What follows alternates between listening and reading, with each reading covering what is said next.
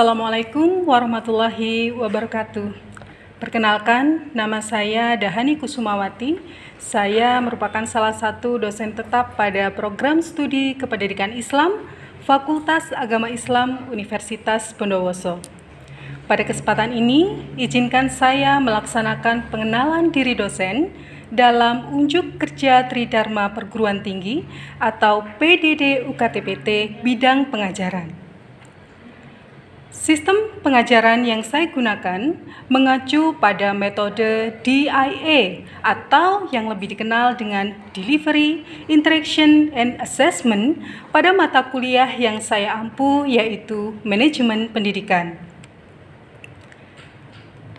Delivery yang merupakan proses tentang bagaimana saya melaksanakan pembelajaran sehingga dapat diterima baik oleh mahasiswa. Materi yang saya sajikan mengacu pada capaian pembelajaran lulusan pada mata kuliah ini. Dari CPL, kemudian menurunkan 3 CPMK, dan dari 3 CPMK menurunkan kembali 14 sub CPMK yang kemudian dibagi menjadi 14 kali pertemuan pembelajaran, tidak termasuk UTS dan UAS. Untuk menunjang kegiatan pembelajaran di kelas, saya juga menggunakan beberapa literatur seperti berikut ini. Mata kuliah Manajemen Pendidikan merupakan mata kuliah yang memuat tentang prinsip-prinsip penerapan manajemen lembaga pendidikan, serta memuat kajian tentang konsep manajemen dan penerapan life skill dalam mengembangkan lembaga pendidikan. Kemampuan yang diharapkan pada mata kuliah ini adalah agar mahasiswa mampu memahami manajemen dan prinsip-prinsipnya, serta mampu mengatasi berbagai persoalan secara terarah, bijak, sesuai dengan prosedur manajemen, khususnya yang dihadapi dalam lembaga pendidikan. Selanjutnya, kita masuk ke aspek interaction, yang merupakan proses interaksi yang terjalin antara mahasiswa dengan dosen guna mencapai capaian pembelajaran. Sistem yang saya gunakan adalah Teacher Centered Learning dan Student Centered Learning, meliputi perkuliahan interaktif melalui pemaparan dan penjelasan materi yang menggunakan pertanyaan-pertanyaan yang mampu memicu mahasiswa untuk berperan aktif dalam perkuliahan. Selain itu, ada diskusi dua arah untuk bisa mengajak mahasiswa berpikir secara kritis dan saling berbagi informasi pendapat dengan teman-temannya melalui kelompok kecil di dalam kelas. Dan yang ketiga adalah pemberian tugas pada mahasiswa. Di sini mahasiswa diminta untuk dapat mengembangkan proses pembelajaran mandiri dan pembelajaran bersama-sama di dalam satu kelompok. Aspek yang ketiga yaitu aspek assessment, di mana aspek ini merupakan suatu proses penilaian yang mengukur kemampuan mahasiswa secara objektif dalam menerima materi pembelajaran. Indikator penilaian yang saya gunakan terdiri dari beberapa bagian, yaitu presensi kehadiran 20%, tugas 20%, UTS dan UAS masing-masing 30%. Demikian yang dapat saya sampaikan untuk PDD UKTPT bidang pengajaran. Selanjutnya, mari kita saksikan video proses pembelajaran pada mata kuliah Manajemen Pendidikan pertemuan kedua.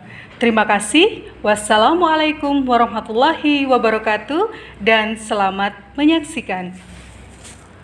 Assalamualaikum warahmatullahi wabarakatuh. Waalaikumsalam warahmatullahi wabarakatuh. Alhamdulillah, pada kesempatan ini kita masih bisa bertemu dalam pembelajaran pertemuan kedua ya. Bagaimana kabarnya? Sehat. Sehat, alhamdulillah. Ada yang masuk hari ini? Ya. Siapa? Oh, Ipa ya. Kenapa? Sakit. Oh, insya Allah ya. Mudah-mudahan Mbak Ipa segera diberikan kesembuhan. Baik, saudara sekalian, sebelum kita memulai pembelajaran hari ini, marilah kita buka dulu dengan membaca basmalah. Bismillahirrahmanirrahim. Masih ingat dengan materi kita pekan lalu? Masih? Ada yang lupa? Ada yang masih ingat? Oke. Baik, pekan lalu kita membahas tentang makna manajemen ya, manajemen pendidikan. Oke, Bu Hani ingatkan kembali ya terkait dengan materi yang kemarin. Berbicara tentang manajemen pendidikan, berarti kita berbicara tentang proses pengelolaan dan penataan sumber daya manusia maupun non-manusia untuk mencapai tujuan pendidikan yang efektif dan efisien. Nah, kemudian siapa subjek dari manajemen pendidikan ini? Yaitu manajemen institusi atau lembaga ya, lembaga pendidikan yang memang dirancang untuk bisa mendukung pengelolaan kegiatan belajar mengajar. Di mana tempatnya? Bisa pada sekolah negeri maupun swasta ya, kemudian pada lembaga pembelajaran yang dikelola oleh industri ya, atau perguruan tinggi negeri, swasta maupun keagamaan yang lainnya. Selain itu, subjek dari manajemen pendidikan itu ada pada lembaga konsultan pendidikan.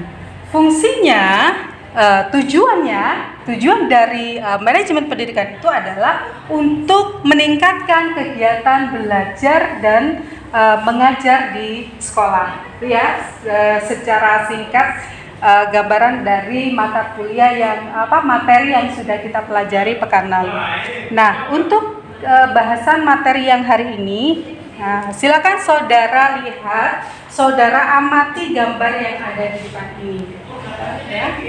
Apa yang saudara lihat dari gambar ini? Kira-kira apa sih yang bisa dijelaskan dari gambar ini? Coba, ada yang bisa? Kira-kira apa ini? Ini apa sih? Melihatnya, kalau ini dilihatnya apa dilihatnya? Ada apa itu? Tingkatan, begitu ya? Tingkatan, ya. Ada apa itu? Enggak, secara gambar itu ada gambar apa? Coba deh, lihat. Itu ada gambar apa, Mbak? Gambar apa? Gambar orang. Oh, ada gambar orang. Di mana? Yang dibalok-balok itu. Tuh, terus apa lagi? Kira-kira apa? Kalau saudara lihat itu apa gitu loh? Gambar apa? Ngapain? Apa kira-kira? Ada tingkatan. Oh, itu balok bertingkat begitu ya. Oke, nah.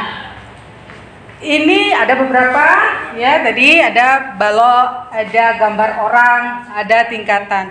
Sesuai dengan gambar yang saya sajikan ini ya, materi hari ini yang akan kita bahas adalah terkait dengan tingkat-tingkat manajemen ya, karena kita bahasan manajemen, ini adalah tentang tingkat-tingkat manajemen. Baiklah, sebelum saya masuk ke materi, perlu saya sampaikan terlebih dahulu bahwasanya capaian pembelajaran umum pada mata kuliah hari ini, pada materi hari ini, yaitu mahasiswa mampu memahami konsep umum tentang tingkat-tingkat manajemen sekolah dengan indikator capaian pembelajaran, yaitu ketepatan mahasiswa di dalam menjelaskan konsep umum tentang tingkat-tingkat manajemen sekolah. Oke, nah ini adalah gambaran tingkatan manajemen atau manajemen level ya. Jadi tingkatan manajemen itu ada 3 ya, sesuai dengan saudara lihat di layar. Ada first line management, ini adalah manajemen lini pertama atau tingkat pertama. Kemudian yang kedua ada manajemen menengah, dan yang ketiga ada top management atau manajemen puncak ya. Apa bedanya? Nah, kalau first line management ini dia posisinya berada paling bawah ya. Artinya first line ini punya level terendah dibandingkan dengan manajemen yang lainnya, sehingga dia punya tanggung jawab untuk penataan dan juga pengelolaan. Selanjutnya, middle management atau manajemen menengah. Manajemen ini berada di atas first line management dan berada di bawah top management. Artinya, manajemen menengah ini punya tanggung jawab kepada top management untuk melaporkan apa yang ada di manajemen bawahnya. Kenapa dia punya tanggung jawab seperti itu? Karena middle management ini ditunjuk langsung oleh top management, ya, oleh manajer puncak namanya. Kemudian yang ketiga, ini ada manajemen puncak atau top management. Ya, ini punya level yang paling tinggi, ya. Jadi dia perannya, dia punya fokus nanti untuk bisa mengarahkan, ya, membuat perencanaan untuk manajemen-manajemen yang ada di bawahnya. Ada fungsi, ada tugas masing-masing dari setiap level manajemen itu, ya. Di situ saudara lihat ada yang pertama saya jelaskan manajemen puncak atau manajer puncak, ya. Kalau kita bahasanya ini kan di lembaga pendidikan. Kira-kira saya tanya dulu deh, kalau di level-level ini, ya, saudara bahas di lembaga pendidikan, kira-kira yang bisa jadi manajer, yang jadi manajer puncak itu siapa? Kepala sekolah, betul, ya, yang paling tinggi jabatannya, ya, di lembaga, ya. Atau kalau di kampus siapa? Kalau di universitas, rektor, betul sekali. Pintar-pintar ya, Pak, ya.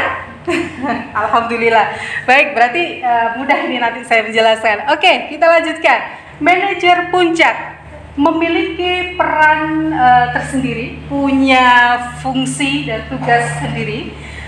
Yang pertama yaitu menetapkan tujuan dengan target waktu tertentu. Jadi ya untuk kepala sekolah, ya, rektor, dia nanti yang menetapkan tujuan, tapi dengan ada waktunya, gitu ya, ada batas waktunya.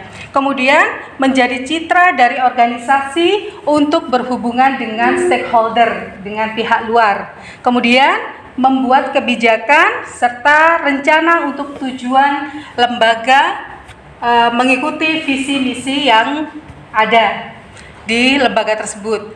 Selanjutnya adalah mengawasi seluruh aktivitas manajemen bawahan, kemudian bertanggung jawab penuh untuk pertumbuhan lembaga, dan yang terakhir adalah mengatur serta menjaga seluruh sumber daya yang dimiliki. Ini adalah tugas dan fungsi dari manajer puncak. Selanjutnya adalah tugas dan fungsi dari manajemen menengah atau middle management.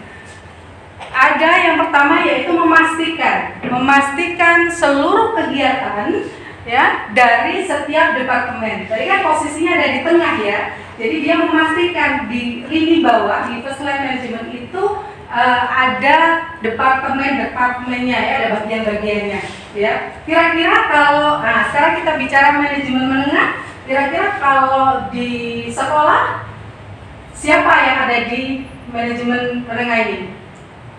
Berarti di bawahnya kepala sekolah, ya. Ada siapa? Masih ada di atasnya guru. Ada di atasnya guru. Kalau misalnya di kelas, yang paling tinggi jabatannya ketua kelas. Setelah ketua kelas, yang di manajemen menengahnya ada siapa? Di bawahnya ketua kelas?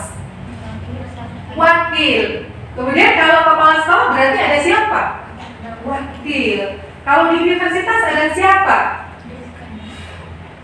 Bisa, dekan masuk, atau wakil rektor, ya, pembantu 1, 2, dan 3. Nah, tugasnya adalah memastikan kegiatan yang ada di tiap departemen, kemudian menjadi penghubung antara top manajemen dengan manajemen di bawahnya. Selanjutnya adalah menjaga kinerja dari tenaga kerja agar tetap bisa produktif.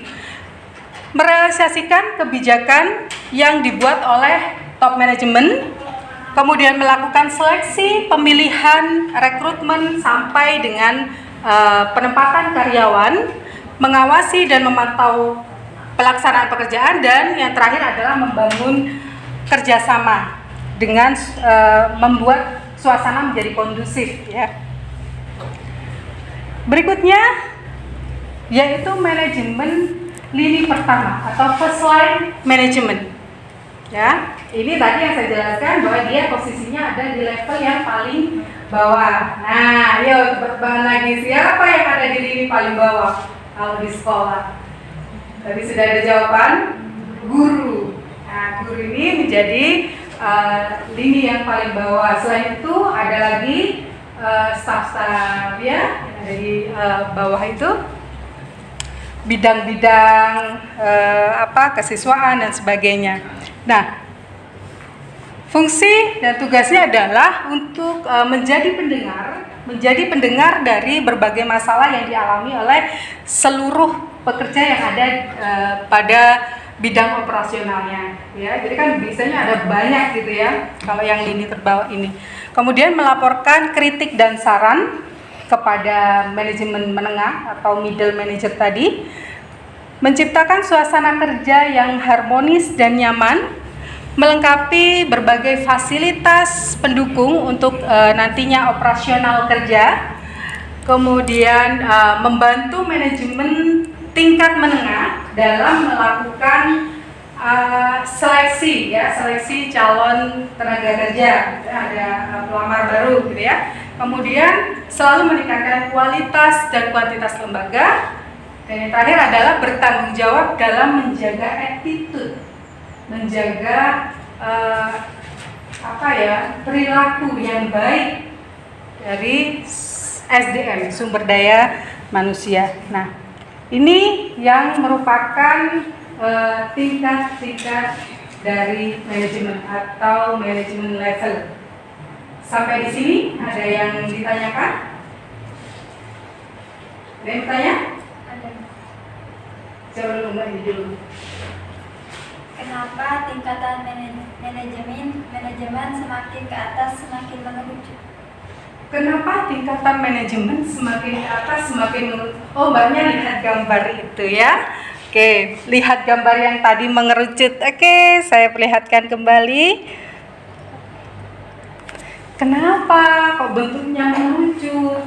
Kenapa gak hanya tingkat saja tetapi sama rata, sama halnya dengan yang di awal gitu ya. Baik, kenapa tingkatan manajemen itu mengerucut? Karena pada dasarnya manajemen orang yang ada pada level puncak itu tidak banyak. Jadi orang yang ada pada top manajemen itu tidak banyak. Ya, sehingga posisinya dia mengerucut karena hanya satu orang. Bayangkan kalau satu lembaga ya dikepalai oleh beberapa orang, kan akan sulit gitu ya, karena satu jalan ke sana, satu jalan ke sini gitu ya. Nah, inilah yang menjadi alasan kenapa strukturnya itu dia mengerucut semakin ke atas, semakin lancip ya, semakin ke atas, semakin fokus mengecil karena orang pada level ini tidak banyak, dan orang pada level ini, pada level top management ini punya tanggung jawab penuh untuk bisa membawahi level-level yang ada di bawahnya, untuk bisa berperan sebagai koordinator ya, sebagai perencana gitu. Jelas Mbak? Ada lagi yang ditanyakan? Ya, silakan. Tadi sudah dijelaskan bahwa ada beberapa tingkatan manajemen, ada first line, middle, dan juga top. Namun yang saya tanyakan, kenapa perlu adanya tingkatan manajemen? Oke. Kenapa perlu ada tingkatan manajemen? Kenapa nggak sama aja? Kenapa harus ditingkat-tingkatkan gitu ya maksudnya? Oke.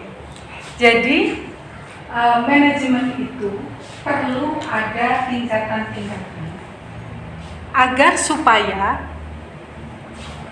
memiliki tanggung jawab. Jadi artinya manajemen yang ada di bawah itu, baik middle ya maupun yang first line management itu punya tanggung jawab penuh kepada atasan. Dengan adanya rasa tanggung jawab, maka bisa dipastikan bahwa mereka akan serius mengerjakan pekerjaan yang sudah dibebankan, gitu ya. Karena punya tanggung jawab itu tadi, tanggung jawab melaporkan ya kepada top manajemen, kepada manajer puncaknya, ya. Nah itulah yang makanya perlu adanya tingkatan manajemen, gitu ya. Jelas? Sudah? Ada lagi? Cukup? Oke, baik, saya lanjutkan.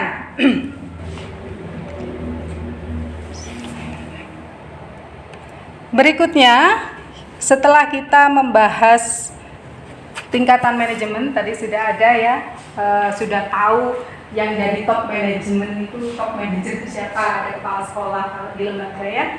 Sebagai kepala sekolah itu harus memiliki keterampilan di dalam manajemen. Ada 3 keterampilan yang harus dimiliki oleh kepala sekolah dalam hal ini. Apa saja? Yang pertama ada conceptual skills. Kemudian yang kedua ada human skills. Dan yang ketiga ada technical skill. Jadi ada 3 teknik yang harus dikuasai. Conceptual skill. Apa itu conceptual skill? Adalah keterampilan di dalam mengkonsep ya, suatu lembaga pendidikan. Keterampilan di dalam mengkonsep tujuan suatu lembaga pendidikan. Contohnya apa Bu Hani? Contohnya adalah kepala sekolah harus mampu merencanakan tujuan apa ya yang akan dicapai untuk lembaga pendidikannya. Ini yang dimaksud dengan conceptual skills. Kemudian yang kedua ada human skill. Nah, human skill ini adalah keterampilan kepala sekolah untuk bisa berinteraksi, ya, berkomunikasi dengan pihak luar, dengan stakeholder, ya, dengan komunikasi yang luas, yang fleksibel dengan pihak luar. Kemudian keterampilan yang ketiga yaitu technical skill. Ini adalah keterampilan teknis. Artinya apa? Kepala sekolah harus mampu menempatkan seseorang itu sesuai dengan kualifikasi akademiknya. Contoh, seorang kepala sekolah harus bisa menempatkan, misalnya ada guru lulusan sarjana pendidikan agama Islam, maka dia harus dijadikan menjadi guru pendidikan agama Islam. Ada seorang guru sarjana matematika, maka dia harus dijadikan sebagai guru matematika, ya, bukan sebaliknya. Artinya berarti kepala sekolah harus mampu membuat kepala sekolah ini harus bisa menempatkan seseorang itu sesuai dengan kualifikasi akademisnya. Oke. Selanjutnya, manajemen itu ada aktivitasnya. Jadi kita bicara manajemen, ada aktivitas di dalam manajemen. Aktivitas manajemen adalah planning, organizing, leading, dan controlling. Ya. Iya, jadi dalam fungsi manajemen ada planning, organizing, leading, and controlling. Ya. Planning adalah memilih tujuan. Kemudian organizing, bekerja sama. Leading itu koordinasi, dan yang terakhir adalah controlling atau memonitor. Kita bahas satu persatu. Kita mulai dari perencanaan ya, atau planning. Nah, planning ini adalah proses yang digunakan oleh manajer untuk nantinya mengidentifikasi dan memilih tujuan apa yang akan dicapai. Ya. Nah, selanjutnya untuk membuat perencanaan tidak tiba-tiba membuat perencanaan, tetapi harus melalui 3 langkah perencanaan yang baik. Apa itu?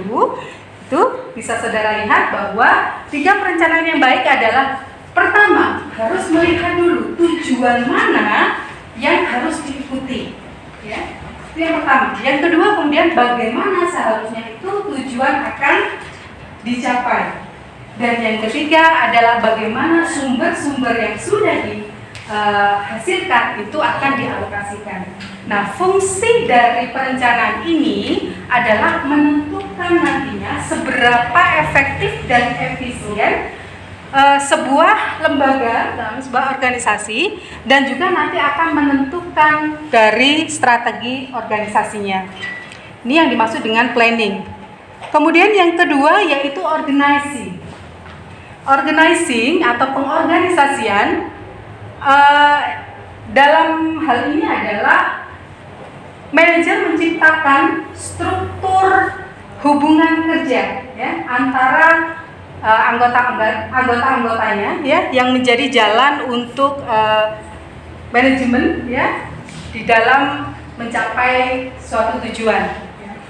Nah, hasil pelaksanaan dari fungsi pengorganisasian ini adalah struktur organisasi ya, di mana struktur ini nanti akan mengkoordinasi dan juga memotivasi karyawan sehingga nanti mampu ya untuk bisa bekerja sama di dalam mencapai sebuah tujuan. Kemudian yang ketiga adalah leading. Nah, leading ini adalah kepemimpinan ya.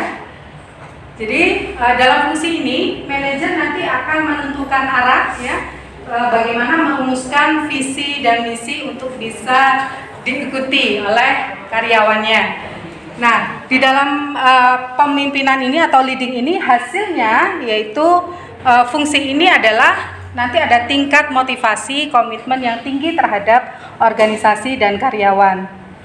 Dan terakhir ada pengendalian atau controlling. Nah, kalau pengendalian ini adalah nanti manajer akan mengevaluasi ya seberapa baik organisasi itu nanti mencapai tujuan ya yang dilakukan untuk membuat koreksi atau membuat perbaikan ya dari apa yang sudah dikerjakan tadi. Nah, ini hasil dari controlling itu nantinya adalah pengukuran kinerja yang akurat dengan regulasi tentang efisiensi dan efektivitas, gitu ya. Sebagai akhir dari pembelajaran ini, silakan nanti saudara membuat kelompok kecil ya. Silakan membuat kelompok kecil. Nah, boleh dua-dua ya, masing-masing kelompok, 2 orang. Silakan saudara menganalisa dan menemukan problem apa yang sering terjadi di sekolah terkait dengan substansi materi kita hari ini, gitu ya.